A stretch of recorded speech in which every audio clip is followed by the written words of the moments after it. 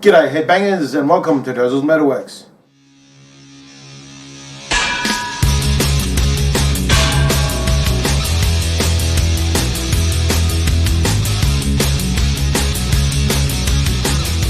Welcome back my fellow metalheads for another edition of Dozer's Metalworks. Been a couple of weeks, had a wrestling show last weekend, so busy doing that. But I'm going to do another edition of Dozer's Vault, and I'm putting in 2 albums this week. So we're going to start off, as you can tell here, with a little display I've got, Iron Maiden's Somewhere in Time. So we'll start off. It was released 29th of September 1986. The total length of the album goes for 51 minutes and 37 seconds.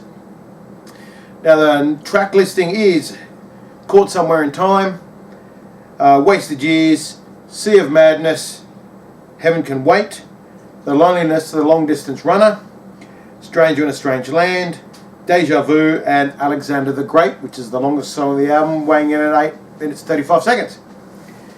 Now the 2 singles they released for the album were Wasted Years, which has the B-side tracks of Reach Out and Sheriff of Huddersfield, which is a very humorous track if you've heard it. Then the second one, which is my second favourite Iron Maiden song, Stranger in a Strange Land, which had the B-side tracks of That Girl and Juanita. Now of course the cover was done by none other than the legendary Mr. Derek Riggs.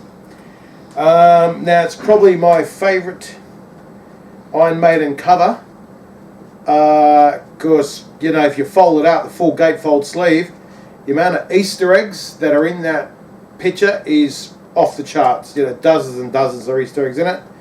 Really, really good.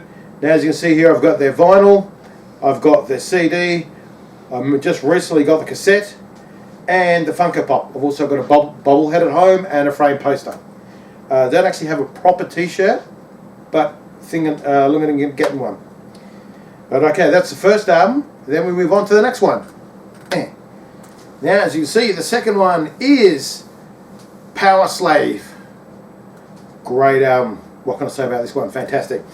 And anyway, that was released 3rd of September 1984. Length of 51 minutes and 12 seconds. Track listing is Aces High, 2 Minutes to Midnight, Lost for Words, Big Horror, Flash of the Blade, The Duelists, Back in the Village, which is highly underrated, POWERSLAVE, and at the time, for many years, their longest song, which is Rime of the Ancient Mariner, which is, you know, still one of their best and epic songs. Now the 2 singles they released from this album was 2 Minutes to Midnight with the B-side tracks, Rainbow's Gold and Mission for Mary. Now Mission for Mary, oh, that was hilarious, that one. Won't go into details, but look it up on Google and find out what it's about. It's hilarious. The next single was Aces High, which is my favourite Iron Maiden song, with the B-side tracks of King of Twilight and Number of the Beast Live. Now again, the cover was done by Riggsy. Great cover. He's got some little Easter eggs in the front of that one.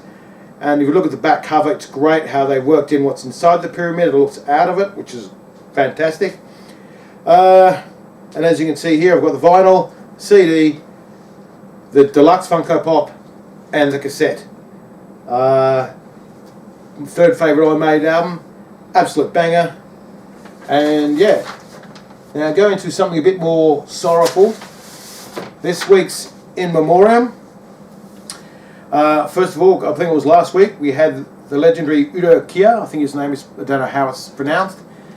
He was in Ace Ventura Pet Detective. He was in the original Blade movie, and apparently Rex said he's in an episode of Chuck. Great German actor, legendary, passed away the other week. But the one that hit me hard this week only happened within the past 48 hours. Keri Hiroyuki Tagawa, legendary Japanese actor. I've written down 10 things that I've seen the man in. Blue Eye Samurai, he did the voice for that. Now his most iconic role was the role of Shang Tsung in the original Mortal Kombat movie, where then years down the track he redid the role, doing the motion capture and the voices for the Mortal Kombat games. He was in Star Wars Rebels, doing the voice in there. He was in the show Revenge, the movie Elektra, the TV show Nash Bridges, the movie The Phantom, the movie The Perfect Weapon, and the movies Big Trouble in Little China and Showdown in Little Tokyo.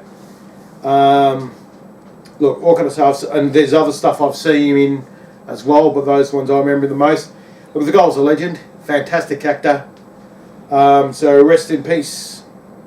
But that's this week's edition of Dozer Metalworks, and until next week, Mosh on.